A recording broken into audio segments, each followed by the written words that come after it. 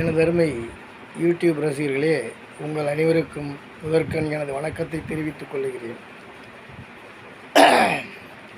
இன்றைக்கான குறள் என்னவென்றால், யாகவராயினும் நாகாக்க காவாக்கால் சோகாப்பர் சொல்லியிருக்கப்பட்டு என்பதாகும்.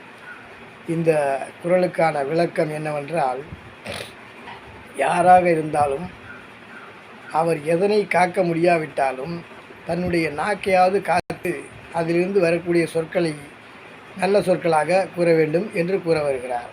அப்படி இல்லை என்றால் அவர் எந்த வார்த்தையை சொன்னாரோ அந்த வார்த்தையாலேயே அவர் அவமானப்படுவார், சோகத்துக்கு செல்வார் என்று கூற வருகிறார். இதற்கான ஏனெனில் கிட்டத்தட்ட ஒரு 2000 ஆண்டுகளுக்கு முன்பே இதை கூறியிருக்கிறார். ஆனால் காலங்காலமாக அப்படி நாக்கை காக்க முடியாதவர்கள் அவஸ்தைப்பட்டு கொண்டு தான் இருக்கிறார்கள். இதற்கான சமீபத்திய உதாரணம் என்னவென்றால், நமது ஆளுநர் ரவி அவர்கள், அவருக்கு கோர்ட் மூலமாக என்ன கிடைக்க வேண்டுமோ அந்த தண்டனை கிடைத்திருக்கிறது. ஏனென்றால் அவர் நாக்கை அடக்கவில்லை. அதன் காரணமாக அவர் அவஸ்தைப்பட்டு கொண்டு துன்பப்பட்டு கொண்டு இருக்கிறார்.